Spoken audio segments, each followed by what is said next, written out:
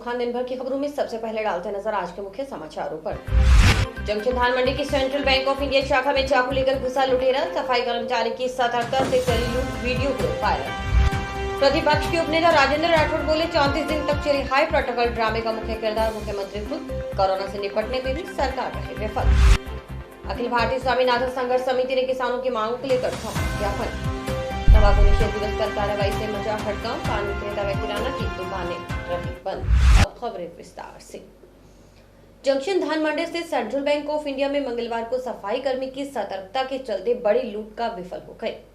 दरअसल बैंक में सुबह ही एक युवक हाथ में छुरा लेकर बैंक में पहुंचा और कैशियर को नकदी के लिए धमकाया, लेकिन वहां मौजूद सफाई कर्मी ने उसे बातों में लगाकर लोगों को सूचना दी। ऐसे में वह भागने लगा तो लोगों ने उसे जमकर पीटा। देखिए पूरी रिपोर्ट। जंक्शन धान मंडी में मंगलवार सुबह एक बड़ी वारदात विफल हो गई। बैंक शाखा में एक युवक चाकू के दम पर अंदर घुसा और लूट का प्रयास किया, लेकिन बैंक में तैनात सफाई कर्मी की सतर्कता से लूट विफल हो गई।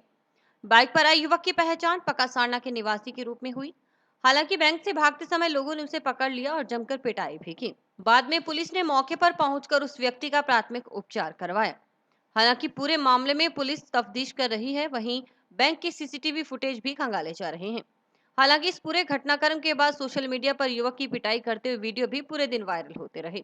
इस बारे में जंक्शन पुलिस से पूछा गया तो उन्होंने मामले की जानकारी तो दी, लेकिन पूरी जानकारी जांच के बाद बताने की बात भी कही।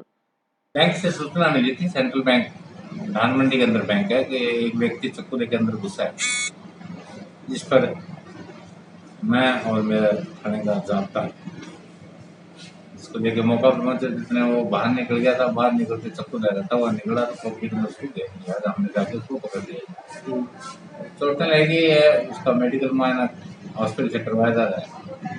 जैसी कंडीशन होगी रिपोर्ट बैंक अधिकारियों को कह दिया है, रिपोर्ट देने पे आगामी कार्रवाई की जाएगी। तो सीसीटीवी वगैरह भी कोई सीसीटीवी देखे जा रहे हैं, सीसीटीवी के लिए जाब्ता भेज रखा है, वो देख लिया।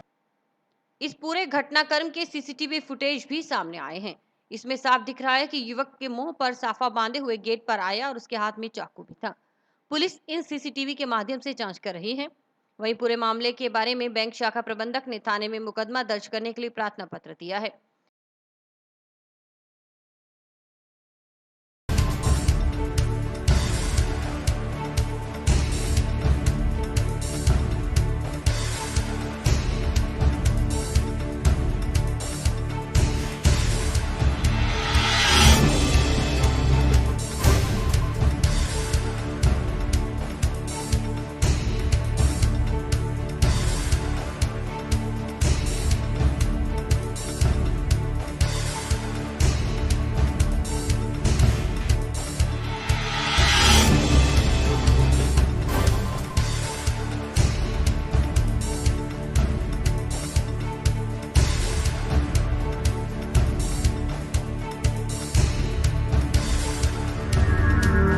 सुनिए क्या बोले शाखा प्रबंधक।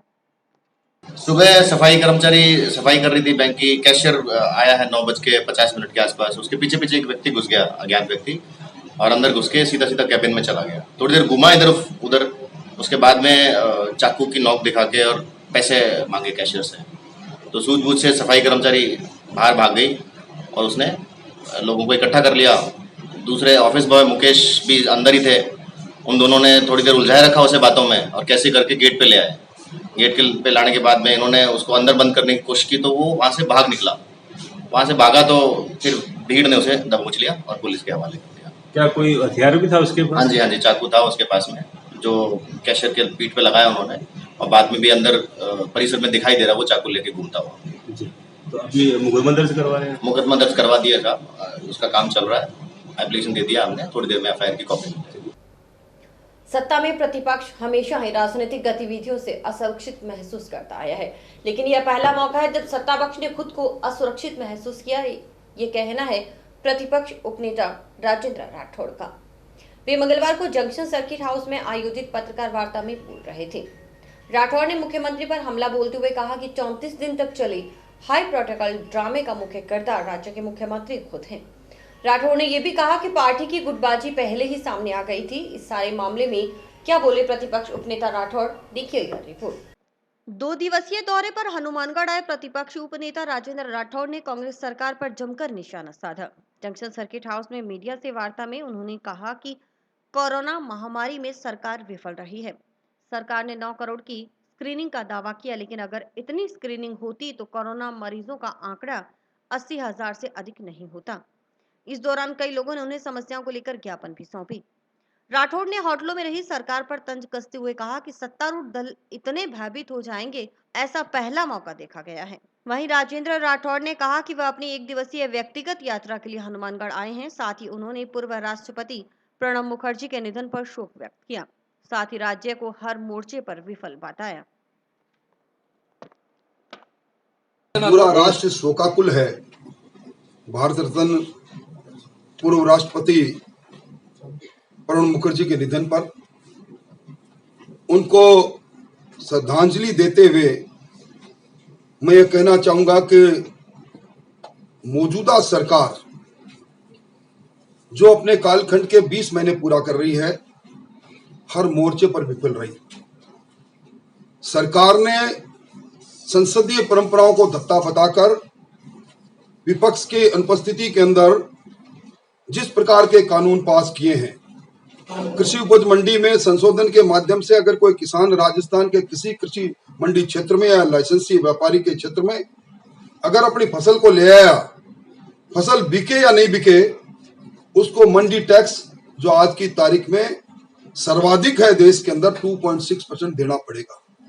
इसी प्रकार स्टाम्प एक्ट में संशोधन के माध्यम से जो पहले गौ संवर्धन के लिए, गौशालाओं के लिए जो पैसा डेडिकेटेड था 10%, उस राशि को बढ़ाकर 20% के साथ अब यह कह दिया कि इस पैसे का उपयोग राजस्थान सरकार आधारभूत संरचनाओं के लिए कहीं भी करेगी। यानी गाय के लिए दिया पैसा भी जो बीजेपी की सरकार में था, उस पैसे को इधर इस्तेमाल करने का अधिकार इस बार प्रतिपक्ष को बाहर करके सरकार ने ले लिया। कानून व्यवस्था इतनी जर्जर है कि इस बार 31 जुलाई को जो क्राइम ब्यूरो रिपोर्ट ने अपना रिपोर्ट प्रस्तुत की, उसमें 1,07,000 जो टोटल गंभीर अपराध दर्ज हुए आईपीसी में, उसमें सिर्फ 40,000 अपराधों के अंदर ही चालान प्रस्तुत हुआ है। आज 67,000 अपराधी पुलिस की गिरफ्त से बाहर है। हत्या हो, बलात्कार हो, राजस्थान में हो रहे हैं और अपराधी भयमुक्त है। मैं समझता हूं इस प्रकार का शासन, जिस शासन के अंदर सरकार को चलाने वाले मुख्यमंत्री भयक्रांत हो जाए और अपनी कुर्सी बचाने के लिए आला कमान और दरबार में खड़े रहे, आज भी अंतर्कलह जो आंतरिक अंतर्कलह थी, उसी के कारण चाहे टिड्डी की मार हो, चाहे बिजली की बढ़ी हुई दरों हो, चाहे जर्जर कानून व्यवस्था हो, चाहे पेट्रोल और डीजल पर बढ़ाया वैट हो, सबसे त्रस्त लोग आज इस सरकार को कोस रहे हैं। बेरोजगारों को देने वाला बेरोजगारी भत्ता जो 3500 रुपए महीने देते थे 67,000 लोगों को, वो भी सरकार ने इस महीने से बंद कर दिया। इस सरकार की जितनी भर्त्सना की जाए वो कम है। अंतर विरोध से ये बटी हुई सरकार आज अपनी कलह से राजस्थान के अवाम को सिवाय निराशा के कुछ दे नहीं पाए और ये सरकार अपना कार्यकाल पूरा करे, इसकी संभावना भी काफी क्षीण है। देखिए, एक महा एपिसोड हुआ है, इनमें कांग्रेस में अंतर्कलह हुई, फिर ये एक हुए। आपको लगता है ये सरकार समय पूरा कर लेगी? तूफान आया, फिर विरोध होगा। तूफान आता है तो तूफान से पहले कई बार शांति होती है। आज किसी व्यक्ति को कैंसर जैसा असाध्य रोग हो जाए, उसको दवाई देकर कुछ समय के लिए आईसीयू में रखकर उसको ठीक किया जा सकता है, पर असाध्य रोग ठीक नहीं हो सकता। ये असाध्य रोग से ग्रसित सरकार है जो अपना जीवन पूरा करे, ये संभव नहीं। मैंने विधानसभा में भी कहा था कि कब क्या घट जाए, ये इसी स्लोगन पर ये सरकार है। जाज कुर्सी के अंदर आला कमान लगा है, पर जिस प्रकार अपमान करने की राजनीति चली, नीचा दिखाने की राजनीति चली, जिस शख्स का विपक्ष में रहते हुए सर्वाधिक योगदान था सचिन पायलट जी, उसका जिस तरह अपमान किया गया, मैं समझता हूं कि हमारी संस्कृति में अपमान कभी लोग व्यक्ति बोलता नहीं। देखिए, घोषणा वीर बने हुए मुख्यमंत्री और चिकित्सा मंत्री जी वैश्विक महामारी कोरोना के अंदर तांडव मचा हुआ है और इन्होंने कई बार घोषणा कर दी सारे जिला मुख्यालय पर हम मेडिकल कॉलेज खोलेंगे। विधानसभा में कई बार इन्होंने मेजें थपथपा ली, पर ढाके 3 पात अभी तक कोई निर्णय कर नहीं पाए। कोरोना के अंदर आंकड़े छुपाने का खेल प्रारंभ हुआ है, कोटा से प्रारंभ हुआ ये खेल अब मैं समझता हूँ आंकड़े उल्टी का दिखाने चाहिए ताकि लोग ज्यादा सावचेत हो जाएं, क्योंकि अब कम्युनिटी स्प्रेड की ओर राजस्थान बढ़ चुका है। सरकार को चाहिए कि इसमें सभी दलों से बात करके सच्चाई के साथ, साफ गोई के साथ सारी बात को साफ साफ करें। देश तो कॉन्स्टिट्यूशनल राइट है, जब लोकसभा नहीं रहती तो ला सकते हैं, विधानसभा नहीं रहती तो सरकार भी ला सकती है, पर विधानसभा में एक साथ 13 बिल और उसी दिन बिल प्रस्तुत करेगा, उसी दिन उसका पार, ये पहले कभी नहीं हुआ। आत्मनिर्भर भारत, जब तक भारत का लोग व्यक्ति हर वर्ग आत्मनिर्भरता के साथ सक्षम अपनी खुद की इकोनॉमी को ठीक नहीं करेगा, ये एक तरह से उनको संबल देने का था। और आज सहायता के आधार पर अगर हम चाहें कि कोई इकोनॉमी ठीक हो जाए, पूरे वर्ल्ड में कहीं नहीं हुई। हमारी इकोनॉमी अब बुरी दौर से गुजर रही है, 4 दशकों में सबसे ज्यादा गिरावट हमारी जीडीपी में है। निश्चित तौर पर आत्मनिर्भर भारत इसमें की जो 20 लाख करोड़ का पैकेज है वो संजीवनी के तौर पर आया है। टाउन मंडी समिति कार्यालय में कृषि उपज की गुणवत्ता जांच के लिए ग्रीन एनालाइजर मशीन लगाई गई है। इनाम योजना के तहत स्थापित यह मशीन महज 1 मिनट में दलहन जिंसों में तेल की मात्रा, नमी सहित विभिन्न प्रकार की जानकारी दे देगी। सीजन के दौरान जिंस लेकर मंडी में आने वाले काश्तकार अपनी जिंस की यहां गुणवत्ता की जांच करवा सकेंगे। इससे किसान को यह फायदा होगा। अगर कोई व्यापारी बोली पर जिंस का कम भाव लगाते हैं तो किसान दूसरी मंडी में भी उस गुणवत्ता की जिंस के दाम पता कर सकेंगे। यह संभव होगा ग्रीन एनालाइजर मशीन से। इसके साथ काश्तकारों को यह भी जानकारी रहे कि जिंस में नमी की मात्रा कितनी है और तेल का प्रतिशत क्या है। मंडी समिति कार्यालय में स्थापित की गई मशीन किसानों के लिए बेहद फायदेमंद साबित होगी। इस मशीन की खासियत यह है कि इसमें सैंपल के लिए 500 ग्राम जिंस डाली जाएगी। जंक्शन व डबली राठान में जो मशीनें लगी हुई हैं उनमें 200 ग्राम जिंस का सैंपल लिया जाता है। अधिक सैंपल की वजह से रिपोर्ट में किसी प्रकार का संशय नहीं रहेगा। इस बारे में मंडी समिति एनालिस्ट ने इस मशीन के बारे में क्या कहा, आप खुद सुनिए। सर, ऑयल टेस्टिंग मशीन लगाई गई है यहाँ पे इनाम प्रोजेक्ट के तहत। इस मशीन को इनाम से इंटीग्रेटेड किया गया है। ठीक है सर, ये किसानों के लिए जो मोदी जी ने 2016 में प्रोजेक्ट शुरू किया था 2022 तक किसानों के आय डबल करने के लिए, ठीक है, उसी के तहत कदम बढ़ा के इसकी ओर आगे बढ़ा जा रहे हैं। ठीक है सर, तो इससे क्या होगा कि जो किसान अपनी जो भी उपज लेके आते हैं उसको ऑनलाइन साथ के साथ ही ऑनलाइन कर दिया जाता है। ठीक है, और उसके रिजल्ट भी ऑनलाइन चढ़ जाते हैं ताकि किसानों के साथ कोई धोखाधड़ी ना हो, सारा ट्रांसपेरेंसी काम में रहे। इसकी वजह से सारा काम ऑनलाइन किया जा रहा है सर। लिए सैंपल सर 500 ग्राम का मिनिमम सैंपल लेना पड़ता है सर, 450 से 500 ग्राम का सर। सर आगे और प्लानिंग ये है कि 2 मशीनें और भी आने वाली है। एक तो ग्रेन एनालाइज़र आने वाला है और एक मॉर्फोलॉजी मशीन आने वाला है सर। उससे क्या होगा कि जैसे कुछ फसलें व्यापारी जो खरीदते हैं उनमें पता नहीं चल पाता है कि कौन सी फसल डैमेज्ड है और कुछ लॉस भी हो जाता है, तो उस वजह से उनके लिए भी इसमें बेनिफिट रहेगा सर, व्यापारियों के लिए भी। अखिल भारतीय स्वामीनाथन संघर्ष समिति ने राष्ट्रपति के नाम ज्ञापन एसडीएम को सौंपा। हालांकि किसानों ने विभिन्न मांगों को लेकर प्रदर्शन करना था, लेकिन पूर्व राष्ट्रपति के निधन पर इन्होंने यह निर्णय वापस लिया। इस दौरान किसानों ने अपनी मांगों का ज्ञापन एसडीएम को सौंपा।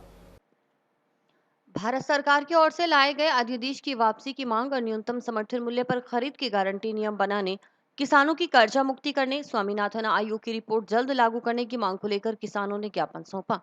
इस मौके पर किसानों ने पूर्व राष्ट्रपति के निधन के चलते प्रदर्शन का निर्णय टाल दिया और एसडीएम को सांकेतिक रूप से ज्ञापन सौंप दिया। सुनिए क्या बोले किसान। तो आज आदमी क्या बुला लो, क्योंकि आज हमारे को भी जो राजकीय शोक है, इसलिए हमारे को हमने बहुत उसको संक्षिप्त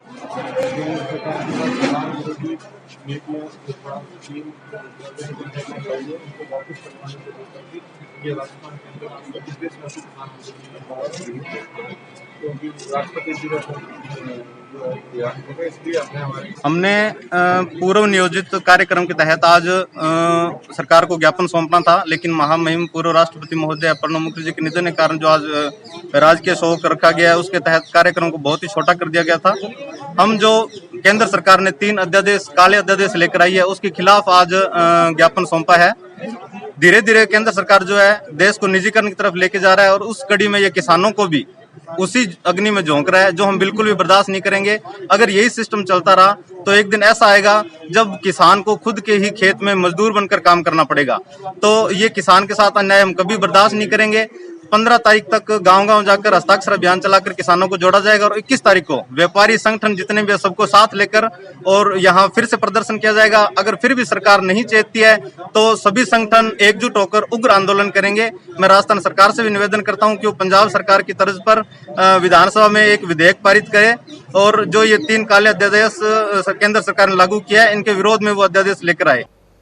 अब उपभोक्ताओं को बिजली संबंधी समस्याओं को लेकर डिस्कॉम कार्यालय में नहीं आना पड़ेगा, क्योंकि डिस्कॉम उपभोक्ताओं की बिजली बिलों और अन्य समस्याओं के समाधान के लिए 1 से 15 सितंबर तक जेईएन ऑफिस में 2 दिवसीय शिविर लगाएगा।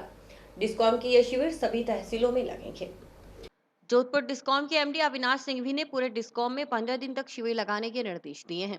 डिस्कॉम के एसई एमआर बिश्नोई ने बताया कि सभी उपखंडों के प्रत्येक जेईएन ऑफिस में 2 दिवसीय शिविर में जेईएन, फीडर मैनेजर, सहायक राजस्व अधिकारी, बिलिंग लिपिक उपस्थित रहेंगे। इसमें प्रत्येक शिकायत एक रजिस्टर में अनिवार्य रूप से संधारित की जाएगी। उन्होंने बताया कि शिविर में अगर किसी उपभोक्ता की समस्या का समाधान 2 दिनों में नहीं हो पाया तो उसकी शिकायत रजिस्टर में दर्ज कर ली जाएगी और आगामी दिनों में उसकी शिकायत का समाधान कर दिया जाएगा। डिस्कॉम की ओर से समाधान शिविर का आगाज मंगलवार से कर दिया गया है। पहले दिन हनुमानगढ़ खंड गोलूवाला, खुंजा, सिटी प्रथम, हनुमानगढ़ टाउन, पीलीबंगा, डबली, संगरिया खंड, नोहर खंड, फेफाना, पल्लू, रावसर शहर, करणपुरा, डुंगराना आदि में शिविर लगाए गए। 2 सितंबर को गोलूवाला, खुंजा, सिटी प्रथम, हनुमानगढ़ टाउन, पीलीबंगा शहर व डबली में, इसी दिन नगराना, ढाबा, टिब्बी और खुइया, मिर्जावाली, छानी में और 3 सितंबर को पकासारना, शिव मंदिर, हनुमानगढ़ जंक्शन, सिटी द्वितीय टाउन, झांबर, जाखड़ावाली, पीलीबंगा, पीर कामड़िया, नगराना, ढाबा, टिब्बी, नोहर शहर प्रथम, लाडम, रामगढ़, डोबी, 4 को पकासारना, शिव मंदिर जंक्शन, झांबर टाउन और जाखड़ावाली, पीलीबंगा, पीर कामड़िया, धन्नासर, भिरानी और 5 को लौंगवाला, भगत सिंह चौक जंक्शन, थेड़ी नाथान, अमरपुरा, फतेहगढ़, नोहर शहर द्वितीय, सिरासर, भादरा ग्रामीण और 7 को बशीर, चखीरा सिंह वाला, तलवाड़ा झील, थालेड़का, गोगामेड़ी, 8 व 9 को धोलीपाल, नौरंगदेसर, बशीर, चखीरा सिंह वाला, भादरा शहर, फेफाना, पल्लू, रावसर, कर्णपुरा, डुंगराना, खुइया, छानी और 10 से लेकर 15 सितंबर तक संगरिया शहर, नाथवाड़ा, मसाणी, भिरानी, दलपतपुरा आदि गांवों में शिविर लगेंगे। दिन प्रतिदिन की विद्युत संबंधी समस्याओं के समाधान के लिए राज्य सरकार के निर्देशानुसार माननीय प्रबंध निदेशक के महोदय जोधपुर डिस्कॉम जोधपुर के आदेशानुसार 1 सितंबर से 15 सितंबर तक प्रत्येक कनिष्ठ अभियंता के कार्यालय पर 2 दिवसीय विद्युत समस्या समाधान शिविर लगाया जाएगा, जिसके अंदर सप्लाई से संबंधित, विद्युत बिलों से संबंधित, लाइन से संबंधित और अन्य किसी प्रकार की समस्या हो, जैसे किसी का मीटर खराब है तो मौके पे बदल दिया जाएगा उसमें, या नया कनेक्शन कोई करना है तो वो भी कर दिया जाएगा वहाँ पे। और कुछ ऐसे काम जैसे कहीं वोल्टेज की समस्या है, कहीं लाइन के कंडक्टर को चेंज करना है तो उनका एस्टीमेट बनवाकर स्वीकृति जारी कर दी जाएगी और उसके बाद उस कार्य को संपन्न कर दिया जाएगा उसमें। ये शिविर 2 दिवस तक लगातार लगेंगे कनिष्ठ अभियंता कार्यालय पर।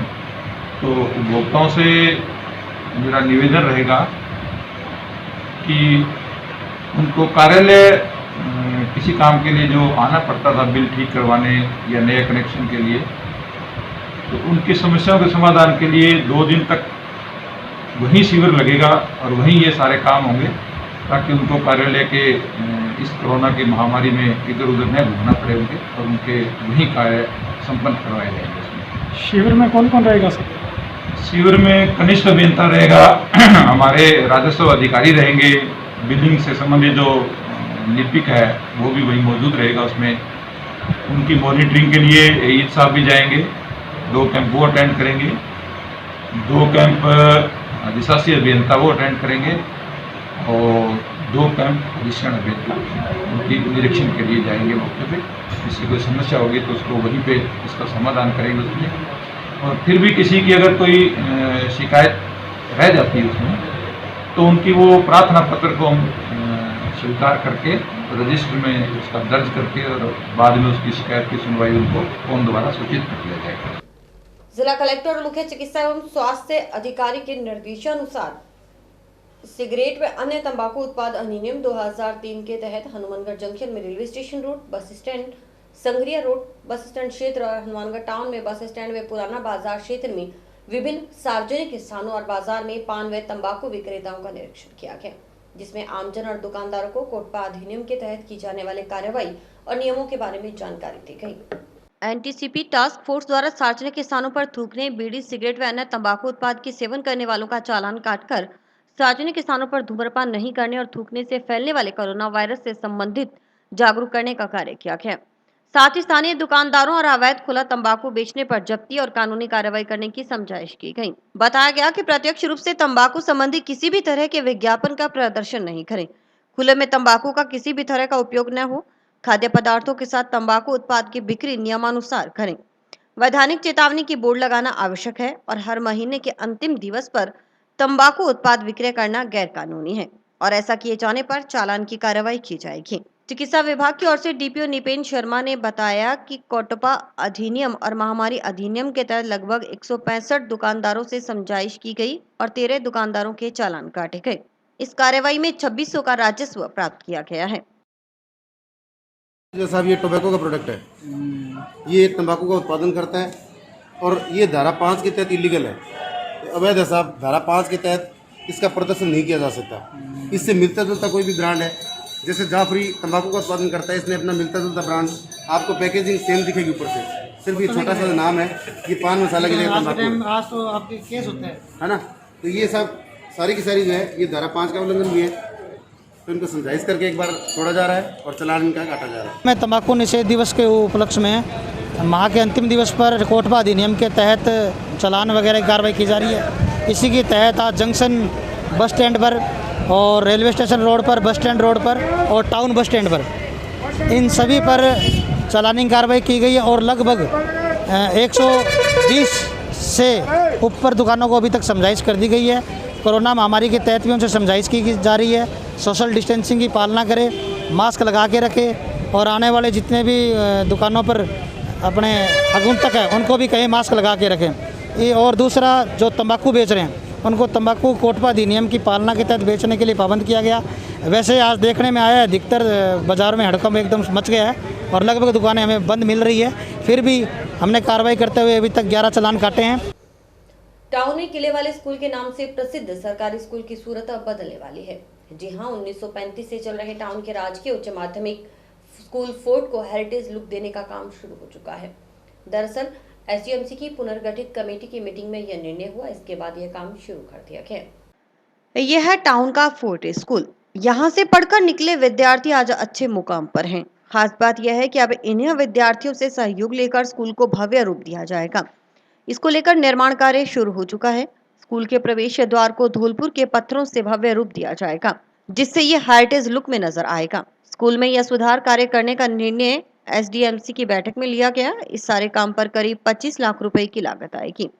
एसडीएमसी की बैठक में शामिल पूर्व नगर पालिका अध्यक्ष अमर सिंह राठौड़ और स्कूल इंचार्ज क्या बोले, आप खुद सुनिए।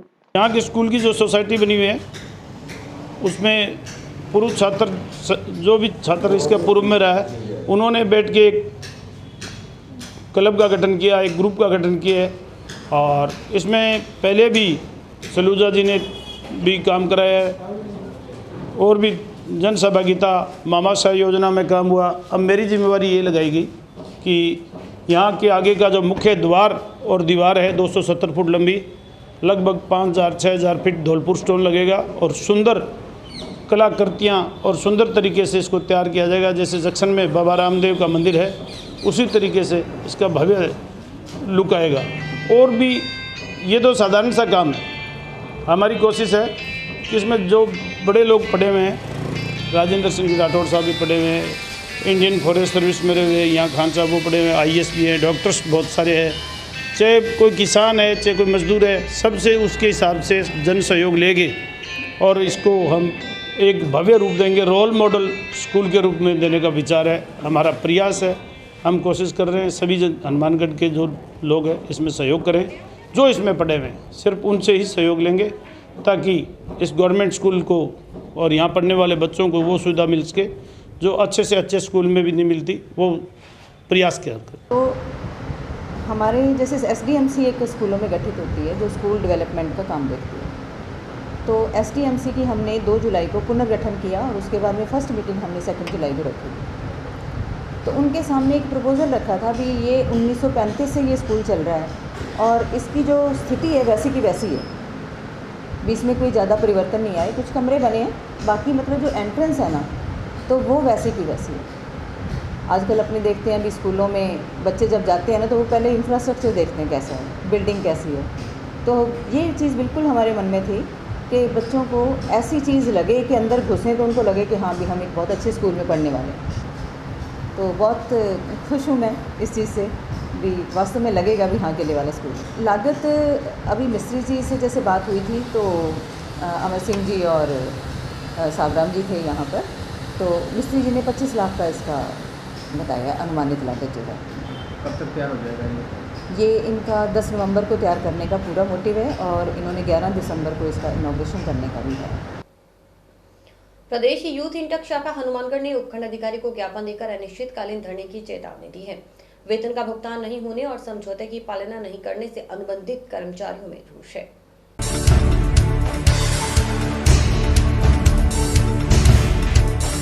आज SDM साहब महोदय को ज्ञापन के माध्यम से अनिश्चितकालीन धरने की सूचना देने आए हैं। पूर्व में अध्यक्षता विनता महोदय हनुमानगढ़ से वार्ता हुई थी, लेकिन वार्ता के उपरांत भी अभी तक श्रमिकों की समस्याओं का कोई हल नहीं हुआ है, जिससे श्रमिकों में भारी रोष है। इसलिए इंटक संगठन ने ये फैसला लिया है सर्वसम्मति से कि आने वाले बुधवार को 2 तारीख से अनिश्चितकालीन धरना वित्त विभाग के परिसर के आगे लगाया। मांग हमारी यही है, एक तो 3 माह से वेतन नहीं आया, जो न्यूनतम मजदूरी है समझौते में इसकी लिखित रूप में समझौता है श्रम विभाग अधिकारी के समक्ष और जनप्रतिनिधियों के साथ में समझौता हुआ था कि न्यूनतम मजदूरी के साथ साथ आपका PF अकाउंट और जो बाकी जो नियम के हिसाब से जो आपकी शर्तें हैं वो सभी मानी जाएंगी। लेकिन 6 माह बीत जाने के बावजूद भी उस समझौते की अभी तक पालना नहीं हो रही है। हाउसिंग बोर्ड में चल रहे नाला निर्माण में बार बार अवरोध पैदा हो रहा है। आरोप है कि 200 फीट नाला निर्माण होने के बाद प्रभावशाली लोगों की वजह से निर्माण बंद करवा दिया गया और छोटी गलियों से नाला निकालना शुरू कर दिया गया, जिसका नागरिकों ने विरोध किया। ज्ञापन देने कलेक्ट्रेट पहुंचे नागरिकों का कहना था कि नाला खुंजा की तरफ से निकाला जाए।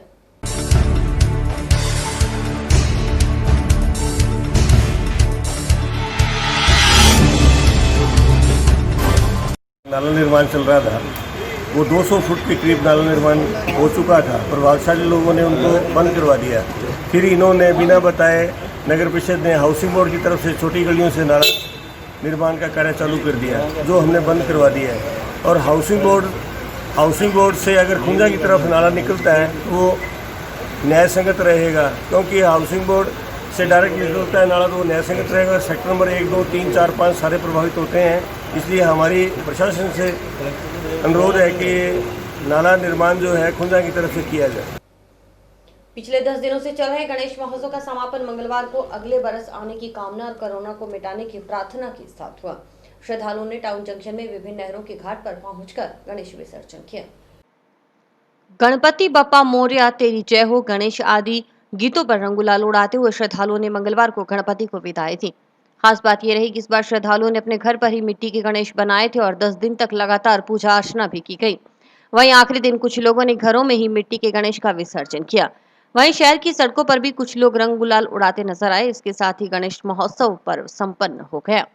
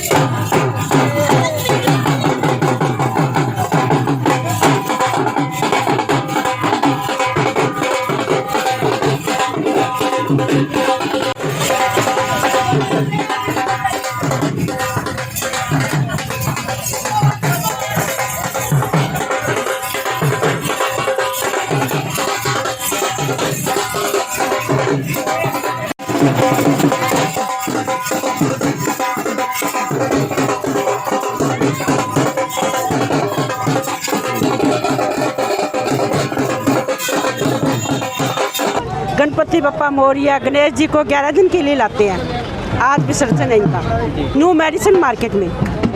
मोहल्ले वाले ने किया है कि ये कोरोना वायरस हुआ है, ये खत्म हो जाए, सुख शांति से रहे सब। बालाजी सेवा समिति से हम छठा गणेश महोत्सव बना रहे हैं। कोरोना के चलते इस वक्त सोशल डिस्टेंस की पूरी पालना के तहत सरकार के जो नियम थे तो उनको हमने फॉलो किया। वह हमने ज़्यादा भीड़ एकत्रित नहीं की, 50 से भी 20-30 जनों को ही हमने यहाँ बुलाया है। और जैसे कि आप देख रहे हैं कि हमने सभी ने मास्क लगा रखा है और वो कोरोना की जो भी है हम उससे लड़ने के लिए तैयार हैं। हम प्रशासन का साथ दे रहे हैं और हमारे जो भी है हम गणेश जी से यही दुआ करते हैं कि ये जो है जल्दी से विपदा दूर हो और अगली वर्ष हम और भी धूमधाम से ये प्रोग्राम बनाएं। हमने अभी गणपति जी को विसर्जित किया है। हमने खुद अपने हाथों से गणपति जी को बनाया था। कोरोना चल रहा है तो बाहर से हमने लेना अवॉइड किया और प्रिकॉशंस लेते हुए खुद बनाया। अभी गणपति जी है जिनको विघ्नहर्ता कहा जाता है और इस कोरोना के चलते और मतलब सारी हमने उनसे पूजा करी कि जल्दी से जल्दी कोरोना ख़त्म हो जाए और जितने भी लोगों को इसके कारण दिक्कत हो रही है वो बच्चे उनसे, हमें भी बचाए रखे और जल्दी से जल्दी ये संकट चला जाए।